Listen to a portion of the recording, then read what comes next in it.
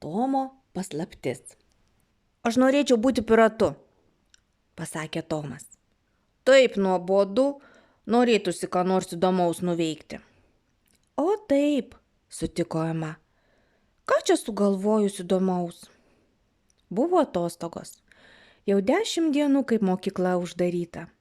Vaikams nusibodo įprasti žaidimai kieme, jie norėjo kažko naujo. Mes negalim tapti piratais, pasakė Ema. Mus labai greit suimtų. Taip, sutiko Tomas, bet mes galim ką nors sugalvoti. Pabandykim. Ir vaikai pradėjo galvoti. Kelias minutės jie tylėjo. Staiga Tomas striktelėjo nuo suolelio. Sugalvojau, sušuko jis. Įkurkime siurprizų komandą. Aš būsiu tos komandos prezidentas, o tu galėsi būti sekretorė. Gerai, Tomai, su džiaugsmu Ema sutiko su brolio pasiūlymu. Bet ką mes darysim? Ką darysim? Mes žmonėms darysim siurprizus. Kokius dar siurprizus? Žinoma, kad malonius, atsakė Tomas. Mes surasim žmonių, kuriems reikalinga pagalba, o tada jiems padarysim siurprizą. Jie nustebs ir apsidžiaugs. Manau, tai turėtų būti nuostabu. Žinoma, pradėkim tučtuojau, džiaugsmingai pasakė Ema. Aš sudarysiu sąrašą žmonių ir nuspręsim, nuo kurio pradėsim. Tomas surado lapą popieriaus, rašiklį ir pradėjo rašyti. Tik žiūrėk, Ema, niekam neprasitark apie mūsų sumanimą. Tai bus mūsų paslaptis. Kuo tu mane laikai? Įsižeidė Ema. Aš niekam nieko nesakysiu. Ta diena mama grįžo iš miesto. Padėjusi pirkinių maišus ant virtuvinio stalo, atsisėdo ir nustebusi apsidairė aplink. Kas nutiko virtuviai? Po pietų mama turėjo skubiai išeiti, palikdama neplautus indus kriauklėje, o dabar jų ten nebuvo. Virtuvė blizgėjo švara. Viskas buvo sudėta į savo vietas. Net virtuvės langai buvo išvalyti, o stalas buvo padengtas vakarieniai. Buvo tylu. Namuose nieko nebuvo. Kas galėjo visą tai sutvarkyti? Prie durų vedančių į sodą pasirodė Tomas ir Ema. Mama paklausė jų, ar nebuvo užsukusi teta, kol ji buvo mieste. Vaikai patikino, kad niekas nebuvo atėjęs. Oi, ar tai ne stebuklas, sušuko mama. Šiandienai aš nebeturiu jokių darbų ir aš galiu ilsėtis visą vakarą. Įdomu, kas čia taip šauniai pasidarbavo? Staiga ji pamatė voką gulintį ant spintelės. Voke buvo laiškelis, kuriame parašyta. Siurprizų komanda šiandien apsilankė šiuose namuose. Įdomu, ką visa tai reiškia? Nustebo mama. Labai įdomu, nustebęs pasakė Tomas. Gal eime vakarieniauti, pasiūlė Ema. Kitą rytą 2 vaikai ėjo gatve vedančią link nedidelio namo, kuriame gyveno ponia Elena. Ji buvo neturtinga, vieniša ir labai serganti. Priėję prie namo, berniukas tyliai pabeldė į duris. Niekas neatsakė. Tuomet vaikai pažvelgė pro langą. Ponia Elena miegojo. Tyliai atidarę duris, vaikai įsliūkino vidun. Tomas pirštų galiukais nutipeno iki stalelio stovinčio prie lovos ir ant jo padėjo maišelį. Vaikai stengėsi kuo tyliau išeiti iš kambario, kai tik staiga Ema iš jaudulio suklupo ir pargriuvo. Ema, atsargiai, patyliukais pasakė berniukas.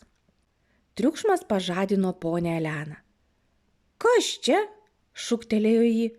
Durys buvo uždarytos, o vaikai, kiek tik kojos nešė, bėgo kuo toliau nuo tos vietos. Ponia Elena paėmė maišelį gulėjusi ant stalelio, o jame buvo 3 kiaušiniai. Kas per stebuklas? Nustebo moteris. Kas juos čia galėjo padėti? O ant maišelio buvo parašyta: su meile nuo siurprizų komandos. Frenkas, Tomo klasės draugas, sirgo angina. Daktaro nurodymų berniukas gulėjo lovoje ir žinoma jautėsi nelaimingas. Pro savo kambario langą jis galėjo matyti sodą apsuptą aukšta plytų tvora. Ta dieną berniukas susimąstė, žiūrėjo pro langą ir staiga pamatė, kad per tvorą leidžiasi virve pririšta kartoninė dėžė. Mama, greičiau ateik, pažiūrėk, kas ten yra sode, sušuko berniukas. Nustebusi mama atnešė dėžę. Frenkas ją atidarė. Dėžėje buvo 4 nedideli maišeliai. Ant pirmojo buvo parašyta atidaryti pirmadienį, ant antrojo atidaryti trečiadienį, ant trečiojo atidaryti penktadienį, o ant ketvirtojo atidaryti sekmadienį. Kadangi šiandieną buvo pirmadienis, tai Frenkas atidarė pirmąjį maišelį. Jame buvo dažai. Kaip tik apie tokius berniukas svajojo. Jis kažkur buvo matęs tokius dažus, bet kur niekaip negalėjo prisiminti. Maišelio viduje buvo užrašas: linkime kuo greičiau pasveikti. Siurprizų komanda. Kas tai galėtų būti? Mąstė Frenkas. Niekas nė nenumanė, kad tai Tomo ir Emos darbas. Bet vieną dieną siurprizų komandos paslaptis buvo išaiškinta. Tomas ir Ema nusprendė vėl aplankyti ponę Eleną. Šį kartą jie nešė maišelį su kiaušiniais ir puokštę lauko gėlių. Tyliai, kaip pelytės, jie įslinko į namus, padėjo dovanas ant stalo ir pasišalino. Vaikai taip stengiasi į namus įeiti ir išeiti kuo tyliau, neprižadinę senosios moteriškės, kad net nepastebėjo žmogaus sėdinčio gretimame kambaryje. Tai buvo daktaras. Kai tik vaikai uždarė duris, jis priėjo prie stalo, paėmė maišelį ir perskaitė: su meile nuo siurprizų komandos. Dabar suprantu, apie ką kalbėjo ponia Elena ir Frenkas. Po kelių dienų į Tomo ir Emos namus atėjo laiškas skirtas siurprizų komandai.